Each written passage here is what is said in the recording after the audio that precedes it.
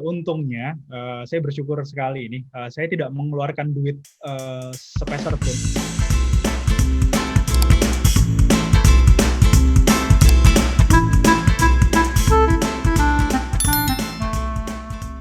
Selamat siang sahabat literasi, salam sehat, salam semangat. Terima kasih untuk terus boleh join dengan kita di podcast literasi dan komunikasi.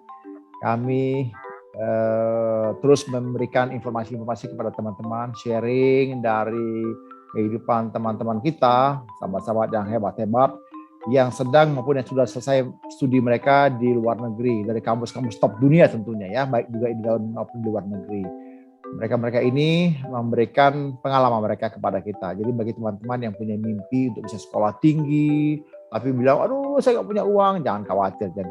Banyak cara yang bisa disikapi, strateginya, tipsnya. Hanya memang teman-teman harus memang memusatkan perhatian kepada apa yang menjadi impian teman-teman. Jadi mimpi tidak dilarang, tapi wujudkanlah mimpi dengan seoptimal mungkin.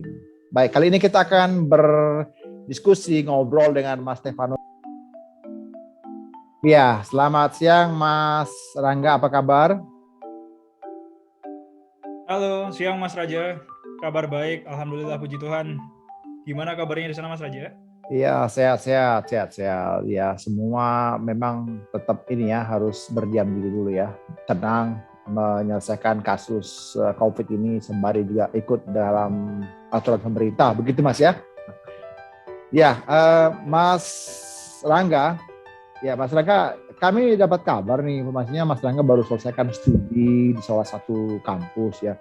Boleh dong Mas cerita Mas, di kampus mana, jurusan apa, lalu di negara mana nih Mas? Monggo Mas. Ya, betul Mas Raja. Jadi kebetulan saya sudah menyelesaikan studi S2 untuk program master di Imperial College London, di kota London di UK ya, United Kingdom. Nah, waktu itu program master yang saya ambil adalah Master of Science in Advanced Computational Methods for Aeronautics di Departemen Aeronautics-nya Imperial College London. Kurang lebih seperti itu Mas Raja. Jadi in a nutshell sebenarnya studinya lebih gabungan antara komputasi, metode komputasi, simulasi dan lain sebagainya dengan aeronautics yang berbau dengan penerbangan. Kurang lebih seperti itu. Wow, jadi kalau bicara tentang aeronautics nih, ini satu hal yang luar biasa ya. Saat ini aeronautics itu menjadi, bisa dibilang bidang yang seksi Mas ya. Aeronautics ya, karena memang kan setiap orang itu ketika dia mau bepergian kan menggunakan ini, artinya bersentuhan dengan pesawat terbang gitu Mas ya. Betul. Gitu ya, pesawat terbang, artinya kan banyak sekali pengembangan. Tapi memang saat ini adalah tengah-tengah COVID ini ya mulai tengkurap juga Mas, bisa. Tapi paling tidak Mas Rangga punya inilah ya, punya ilmunya gitu. Nah gimana Mas, apa sih yang Mas lakukan, penelitian apa yang Mas kerjakan tentang studi Mas ini? Ya, waktu itu saya kan ini ya, Master of Science yang saya ambil itu lebih ke thought study, jadi memang lebih banyak kelas, jadi komposisinya lebih banyak di kelas dan juga sedikit research gitu ya. I would say mungkin sekitar 75-25% gitu. Dan fokus tadi waktu itu lebih ke ini sih, karena memang programnya sudah fokus gitu ya ke metode komputasi untuk aeronautics, to be more specific lagi, lebih spesifik lagi untuk aerodinamika. Waktu itu memang sudah difokuskan untuk studi mengenai aerodinamika dan simulasi di dalamnya. Nah, memang sudah specialized, tapi ada satu peminatan lagi ketika di dalam program studi, di mana master thesisnya itu nanti akan digolongkan lagi berdasarkan dengan minat dan kemampuan dari masing-masing studentnya atau mahasiswanya. Kebetulan waktu itu research saya untuk master thesis adalah ground effect aircraft. Jadi penelitian tentang pesawat yang bukan pesawat konvensional yang terbang ratusan ribu, beberapa ribu feet atau meter di atas di atas awan gitu, tapi dia cuma melayang beberapa meter di atas permukaan, bisa di tanah, bisa di air gitu. Mungkin sekitar 3-5 meteran. Untuk apa itu Mas? Pak cuma layang-layang gitu di beberapa meter? Karena dibandingkan dengan yang layang sangat tinggi, dia memiliki tingkat efisiensi yang jauh lebih tinggi sih. Karena ada gaya pantul dari ground effect yang di bawahnya. Artinya makin rendah terbangnya, efisiensi makin tinggi, begitu? Betul. Efisiensinya makin tinggi, cuman resiko untuk terbang rendah kan banyak ini ya, disturbance dari bawah. Nah, itu yang harus diperhatikan dalam mendesain pesawat ini supaya bisa robust dan bisa maneuverable gitu sih, kurang lebih. Jadi nanti akan diterapkan mungkinkah diterapkan dalam penerbangan komersial, Mas? Artinya pesawat-pesawat komersial atau hanya khusus katakanlah pesawat tertentu? Sebenarnya untuk kita bicara diterbangkan untuk pesawat komersial sangat memungkinkan. Apalagi kalau melihat kondisi geografis secara natural Indonesia sendiri ya, yang memang negara kepulauan. Luas wilayah yang berupa lautan pun jauh lebih luas dibandingkan dengan daratan. Itu sangat potensial sekali. Kalau kita bicara teknis ya. Tapi pengembangan pesawat, industri pesawat terbang sendiri itu kan industri strategis yang memiliki banyak stakeholders, mulai dari government, lalu ada perusahaan, dan juga tentunya bantuan dari ini ya, academician, di mana itu industri yang kompleks dan in terms of business, cost benefits-nya juga harus diperhitungkan. Dan saya melihat walaupun potensial, itu masih menjadi barrier atau halangan utama untuk kita sih untuk bisa mengembangkan teknologi ini, begitu. Nah, kalau kita katakanlah Mas, dari novelty yang tadi Anda sudah miliki, kalau kira-kira diterapkan di Indonesia itu gimana Mas, kira-kira Mas? Seperti apa bentuknya nanti dan bagaimana prosesnya? Jujur seperti apa bentuknya nanti, yang saya lihat gini, mungkin kita bicara tentang ini ya, timeline atau sequence dari pengembangan pesawat terbang dulu. Pertama ya. Desain dulu, terus bikin prototipenya, lalu diuji dengan jam terbang yang ada standarnya tuh, sekian ratus jam, baru setelah itu dia baru bisa mass produce atau diproduksi massal. Nah, prosesnya itu memakan waktu yang cukup lama sih untuk bisa comply dengan aturan baku atau regulasi dari international regulation. Biasanya kita pakai FAA gitu ya, dari Amerika gitu. Nah, itu kalau kita harus comply dengan regulasi tersebut, memang waktunya, timeline-nya memang panjang sih, Mas Raja. Dari mulai desain, all the way down, sampai ke produksi massal, itu bisa bertahun-tahun. Let's say yang paling cepat mungkin 7 tahun, 8 tahun sih. Itu optimistic approach ya, timeline-nya. Tapi ya kurang lebih in a nutshell, tahapannya seperti itu.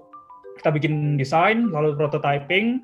Desain prototyping ini pun sifatnya adalah reciprocal ya. Jadi kalau prototyping dites ada yang kurang, kita balik ke desain lagi, lalu balik ke prototyping lagi. Baru setelah mengalami uji uji terbang yang sekian jam itu tadi, lalu dapat grant izin untuk mass produce, baru kita bisa mass produce sih. Memang cost-nya cukup tinggi untuk di industri ini gitu. Tapi ini bisa diterapkan di dalam penerbangan komersial, Mas? Ya, ini menarik sih. Jawaban saya bisa, karena sudah ada orang yang membuatnya dulu. Itu zaman dulu sekali, ketika teknologinya masih belum se-advance sekarang ya. Yang dulu aja bisa, sekarang kenapa nggak bisa gitu. Kalau Mas Raja Mas Raja penasaran gitu ya, ada orang namanya Howard Hughes, itu orang Amerika. Dia pernah bikin pesawat serupa untuk penerbangan komersial gitu. Cuman memang pada saat itu tidak terlalu dikembangkan karena pada tahun saya lupa 70-an atau 80-an itu tendensinya memang trennya mengarah ke teknologi ini ya, mesin jet. Jadi teknologi ground effect ini tidak terlalu dikembangkan saat itu. Jadi lebih tendensinya pada saat itu market lebih memilih ke pengembangan pesawat jet, kurang lebih seperti itu. Cuman kalau bicara bisa atau tidak, ya dulu sudah ada yang pernah bikin, berarti bisa dong seharusnya. Gitu ya. Jadi bisa kita sebutkan bahwa ini temuan-temuan sebenarnya ya sudah ada sebelumnya, kita hanya mungkin perlu modifikasi sesuai konteks kali Mas ya. Betul. Lagi Indonesia kan itu negaranya kepulauan yang banyak gunungnya juga, itu kan kalau boleh tahu Mas, berapa sih Mas paling nggak ketinggiannya dari permukaan laut atau permukaan tanah? Yang paling efektif toh berapa? Yang paling efisien ya Mas ya. Efisien. Di antara dari penelitian saya itu di antara 2 sampai 3 meter range-nya itu yang paling efisien. Di atas permukaan laut. Di atas permukaan laut. Oke. Cuman itu berdasarkan desain yang saya buat dan bear in mind itu kan semi theoretical karena sifatnya hanya desain. Di kondisi asli kita harus memperhitungkan faktor-faktor lain tuh, seperti tinggi gelombang yang mungkin bisa gelombang laut ya, yang mungkin tiba-tiba bisa naik, bisa turun gitu. Kondisi alam ya, cuaca dan lain sebagainya itu harus kita perhitungkan juga. Tapi untuk menjawab Mas Raja, waktu itu penelitian saya yang efisien adalah di 2 sampai 3 meter sih. Kalau jangkauannya sendiri berapa kilometer, Mas? Range-nya hampir sama dengan gini, ada beberapa versi pesawat yang dibuat tergantung kelasnya. Waktu itu saya juga mensimulasi beberapa. Dan range-nya itu bisa dibilang sama sih dengan pesawat komersial saat ini. Let's say seperti Airbus untuk pesawat yang ini ya low cost carrier seperti Airbus A320 atau Boeing 777-800 itu kurang lebih range-nya sama sih dari beberapa desain yang saya buat ya. Wow, ini satu hal yang mungkin belum banyak terpikir oleh masyarakat nih Mas, bisa terbang rendah lebih efisien ya, bahkan juga bisa jangkauannya juga bisa sama seperti pesawat-pesawat komersial lainnya, begitu ya? Betul. Efisiensinya itu perbedaannya sekitar 30% lebih efisien sih kalau nggak salah ya. Saya lupa angka pastinya berapa. Cuman kurang lebih efisiensi fuel-nya atau konsumsi bahan bakarnya jauh lebih efisien, sekitar segituan angka. Wow, ini kita akan melihat nanti satu temuan baru lagi nih ya, penerbangan yang menggunakan berarti tingginya tidak jarak rendah gitu mungkin ya, tapi juga jangkauannya luar biasa sama seperti pesawat komersial lain. Wah, menarik Mas, menarik. Nah, pertanyaan saya, ini Anda studi di United Kingdom, itu kan bukan murah ya Mas ya. Dengan kurs pound sterling saat ini yang tertinggi di dunia gitu ya. Itu kan juga angkanya pasti wow gitu. Nah, kalau boleh tahu nih Mas, gimana Mas kemarin studinya? Punya uang berapa sih Mas? Atau dari mana sih kayaknya? Kok bisa dapat gitu loh? Gimana Mas?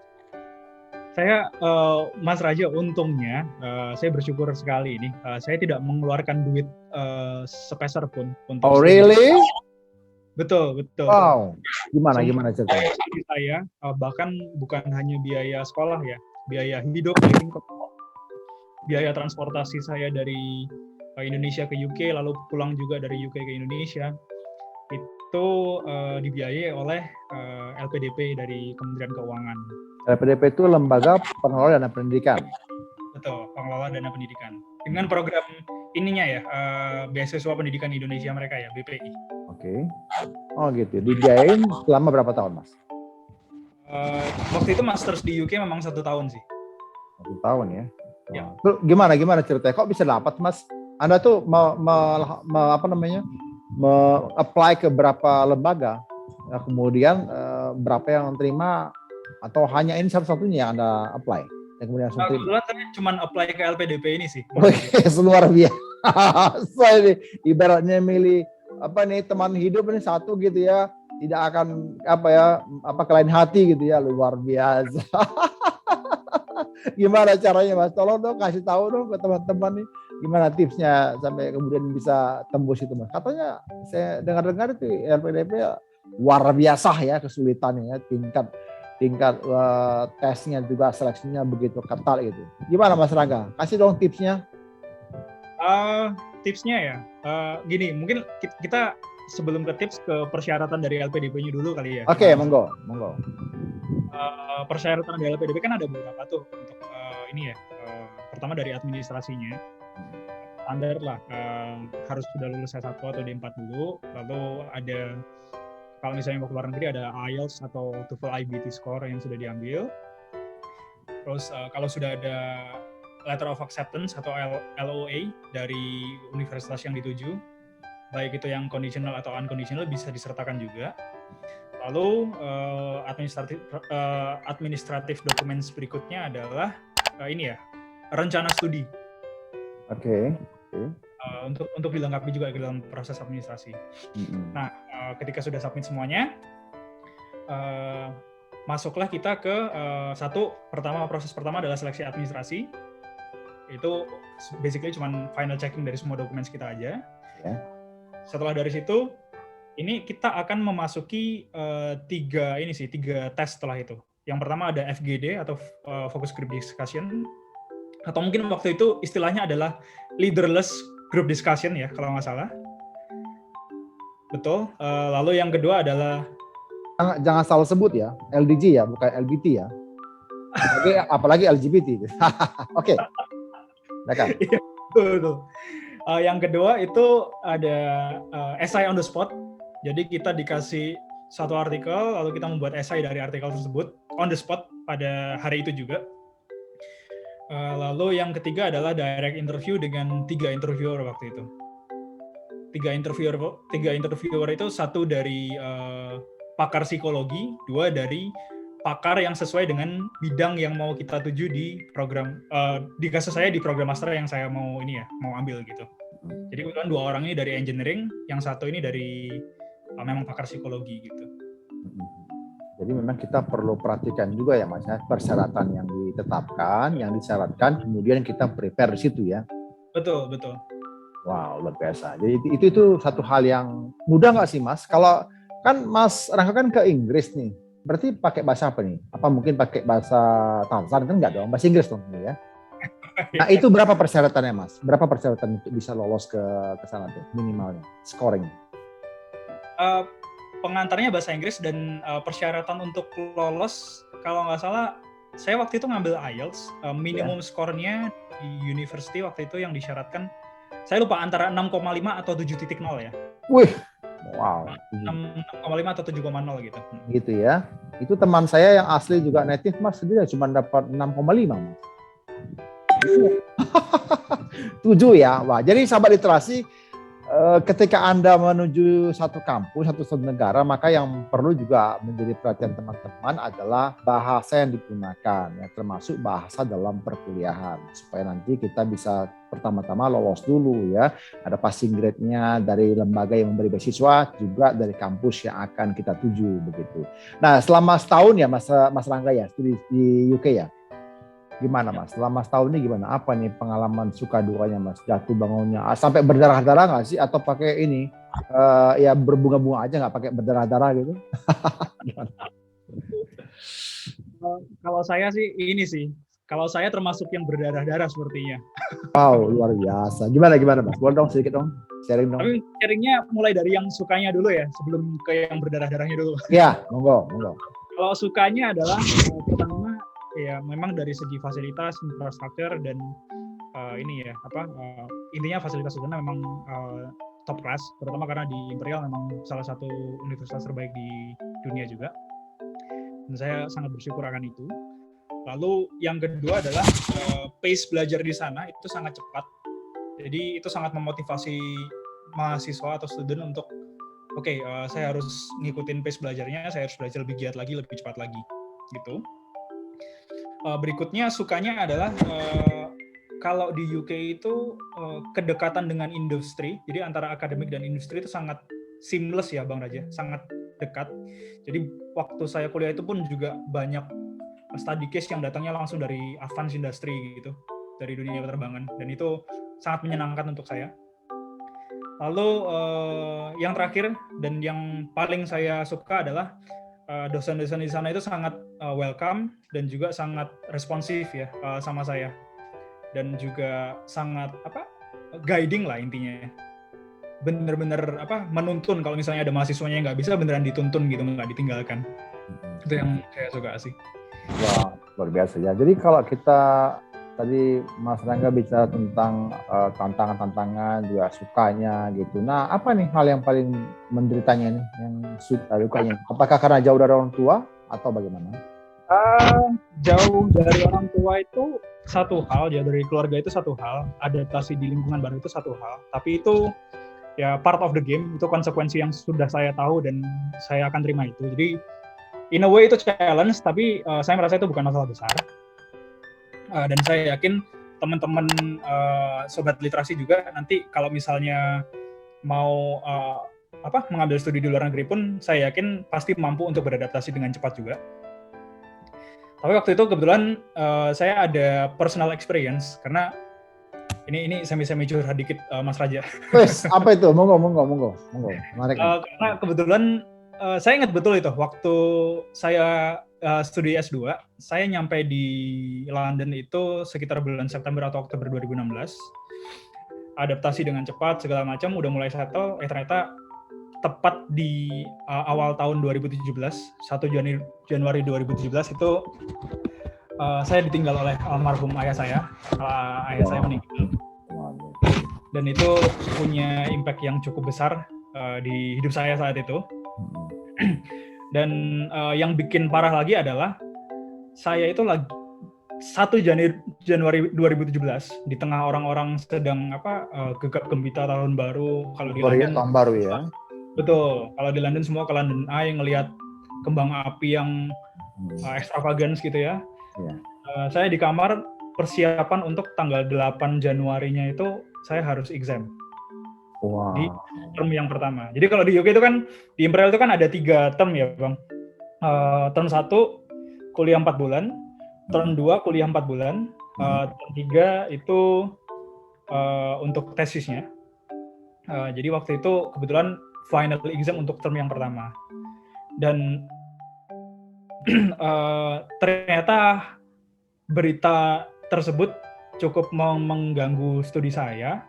Dan saya memutuskan karena waktunya mepet, saya tidak kembali ke Indonesia. Walaupun sebenarnya dari kampus sudah membolehkan, udah kamu kembali saja, nanti ujiannya susulan juga nggak apa-apa. Tapi berhubung termnya yang sangat mepet itu, karena setelah exam langsung mulai term 2, saya putuskan udah saya stay di sana saja dan mencoba untuk fokus ke examnya. Tapi examnya ternyata tidak berjalan mulus dan skor saya tidak terlalu tinggi waktu itu, malah ada beberapa yang on the limit. Dan waktu itu opsinya adalah di term 2, kalau misalnya saya tidak mati-matian kerjanya atau belajarnya, ya ada potensi saya nggak bisa lulus gitu dari Imperial. Yeah. Itu basically yang saya lakukan di term 2-nya, benar-benar belajar mati-matian. Dan untungnya seperti yang saya sebutkan tadi, dosen di sana sangat welcome, sangat guiding. Ada banyak materi yang saya nggak ngerti, saya datang ke mereka sangat welcome. Bahkan waktu itu salah satu dosen itu saya chat jam 11 malam pun, saya iseng ada pertanyaan, masih bisa dibalas oleh beliau. Respon ya? Masih responsif dan sangat dedikasinya sangat memang untuk akademik gitu ya. Itu yang saya suka. Dan puji Tuhan bisa survive dan bisa perform di term 2 dan juga di tesisnya juga lancar. Wah, jadi itu sih dukanya. Jadi saat ayah dipanggil Tuhan, Mas Angga nggak bisa kembali ya? Ya sebenarnya bisa, ada opsi untuk kembali, cuman jedanya cuma seminggu dengan final exam yang pertama sih, Bang Raja.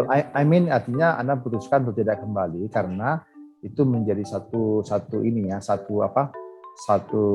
tantangan baru lagi nanti ketika harus memulai exam yang setiap term yang kedua gitu ya. Wah itu nggak mudah Mas, nggak mudah. Artinya Anda tidak sempat melihat jasadnya beliau dikebumikan gitu ya. Tapi ada itu ya, pakai video call dong. Iya, masih untungnya komunikasi udah baik kan pada waktu itu. Iya. Video call bisa, jadi ya masih bisa ngikutin sih dari jauh. Iya, tapi memang bagaimanapun rasanya ketika ditinggal orang yang kita kasihi itu bukan hal yang mudah ya Mas ya. Ya. Pak ya, saya atas nama sahabat literasi juga mengucapkan ini Mas berduka cita, biarlah ada penghiburan ya dari Tuhan buat Mas Rangga. Terima kasih Mas Rangga. Ini satu hal dari sahabat literasi, ini satu hal yang kita juga pelajari bahwa ini bagian yang tidak menyenangkan ya ketika Anda studi ke luar negeri gitu ya, apalagi dibayarin oleh satu beasiswa yang terbatas yang hanya memberikan pembiayaan itu berangkat dan pulang studi saja. Di tengah-tengah itu ada satu insiden seperti ini ya. Kita harus bisa menyikapi dengan baik. Tapi apapun itu, selama kita bertekad untuk maju, pasti ada jalan ya. Jadi itu Mas Rangga. Jadi terima kasih kalau untuk tadi Mas Rangga sudah sampaikan suka dukanya. Nah, Mas Rangga kan tahu nih Mas saat ini, boleh tahu dong Mas Rangga di mana ya kerjanya saat ini Mas? Saya di salah satu technology company, Bang Raja. Swasta ya? Swasta. perusahaan asli Indonesia, orang-orang Indonesia semua di sini, orang-orang anak muda gila yang mencoba ini ya, dalam tanda kutip mencoba berkontribusi membangun Indonesia dari segi teknologi, terutama untuk digital transformation dan advanced analytics. Jadi masih ilmu komputasi saya masih kepake juga. Iya. Dulu S1 di mana, Mas? ITB? S1 di ITS dulu. Oh, Surabaya. Jadi ini calon-calonnya ini dong ya, Pak Ilham baru nih ya, Ilham Habibie ya. Menarik karena tidak banyak orang sekarang suka hal-hal yang menjelimet begini kan. Di era digital ini saat ini banyak orang anak-anak muda itu yang lebih suka sesuatu yang lebih ya praktis aja lah begitu. Tidak salah, tapi mungkin ada bagian-bagian teman-teman yang ingin juga mendalami lagi ilmu-ilmu yang memang dibutuhkan oleh masyarakat. Nah, ini satu hal yang kita pelajari dari Mas Rangga ini. Lalu Mas Rangga kira-kira apa nih pesan-pesan Mas Rangga nih ke teman-teman yang mau meniru langkahnya Mas Angga? Paling tidak gini lah Mas. Oh, saya mau nih sekolah tinggi nih, apalagi ke Inggris begitu, ke Amerika, ke Eropa gitu. Kan itu kan boleh-boleh aja dong orang bermimpi. Terus dia terbentuk kedua gini, ya tapi dari mana uangnya gitu kan. Nah, tadi Mas Angga sudah sebutkan satu lembaga pemberi beasiswa di Indonesia. Nah, pertanyaan saya, apa tips Anda nih bagi teman-teman yang punya semangat yang sama seperti Mas Angga dulu? Mau nggak, Mas? Oke. Ini menarik sekali, Bang Raja, Mas Raja. Ada dua sih sebenarnya.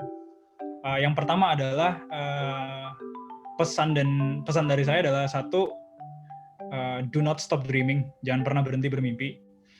Saya berasal dari keluarga yang sederhana. Ibu itu seorang guru yang berasal dari satu kota kecil di Jawa Timur namanya Kota Ponorogo. Dan desanya ibu itu di Desa Ngerayun, itu di balik gunung di Ponorogo. Itu kalau ke sana itu sinyal 3G itu aja udah untung-untungan, Mas Raja. Bahkan mungkin nggak masuk peta kali Mas ya. dulu ya. Masih agak susah kayaknya. Naik gunungnya itu dari kaki gunung sampai ke rumahnya ibu, rumahnya kakek ya waktu itu, sekitar 1 jam lah, jalannya berkilo-kilo juga. Intinya dari satu daerah yang cukup tidak terjangkau atau terpencil. Bapak saya juga dari kota kecil di Jawa Tengah, dari Klaten, dan dari keluarga sederhana. Waktu itu sampai keluarga ibu saya itu bingung, ini ternyata keluarganya kakek saya, keluarga Mbah Kampono itu ada yang bisa ke London juga ya, gitu. Wow. Keluarga yang dari balik gunung, yang dari antah berantah itu ada yang bisa. Ini maksudnya kepada Mas Angga kan? Betul. Waktu itu disampaikan ke saya. Semuanya pada terharu waktu itu ya. In a way ya ini sih, kalau diruntut ke belakang memang story-nya agak agak cukup menyentuh ya. Betul. Yeah. Itu pesan yang pertama. Kalau saya yang berasal dari keluarga sederhana aja bisa, teman-teman sobat literasi semua pasti bisa juga.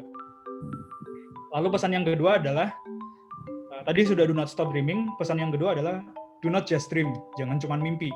Oke. Setelah kita bisa bermimpi, jangan cuma mimpi. Ya. Jadi siapkan plan atau rencana yang berisi langkah-langkah pasti yang praktikal untuk meraih mimpi tersebut. Contohnya kalau misalnya punya mimpi, oke, saya mau melanjutkan studi ke luar negeri, harus punya rencana tuh, persyaratan apa saja yang harus saya siapkan, lalu persiapan tes seleksi beasiswa apa saja yang harus saya lakukan. Contohnya kalau misalnya tadi ada 3 seleksi dari LPDP, LGD, dan on the spot essay dan juga interview. Saya harus siapkan betul-betul, saya baca-baca terus, banyak baca berita dan lain sebagainya untuk on the spot essay dan LGD-nya terutama.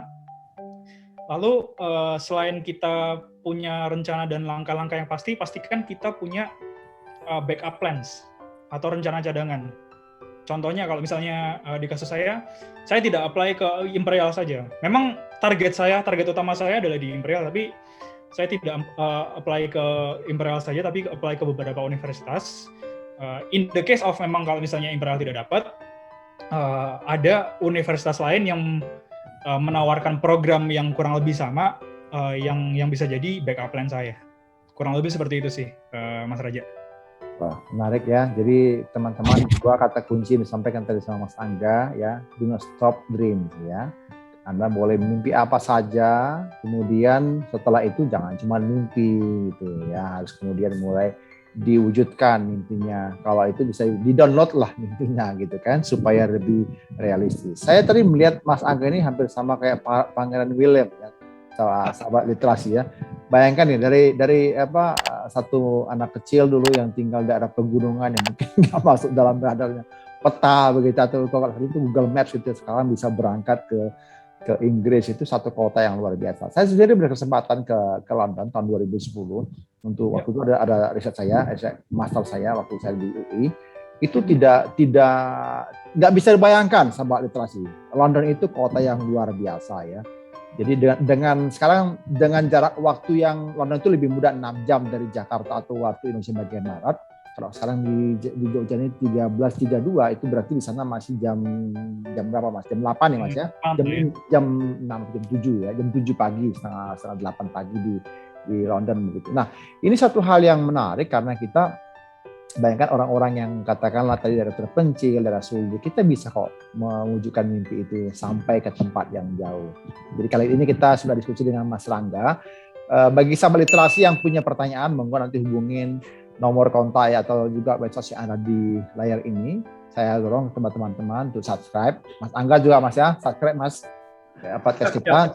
Share ke teman-teman. Iya, share ke teman-teman, lalu share juga supaya banyak orang dapat informasi. Karena banyak teman-teman kita di Indonesia bagian mungkin yang kita belum pernah tahu sebelumnya. Mereka itu punya kemampuan tapi mungkin belum dapat informasi. Nah, harapan kami melalui podcast ini teman-teman itu bisa teredukasi, semangatnya makin membara lagi dan akhirnya bisa mewujudkan mimpi-mimpinya.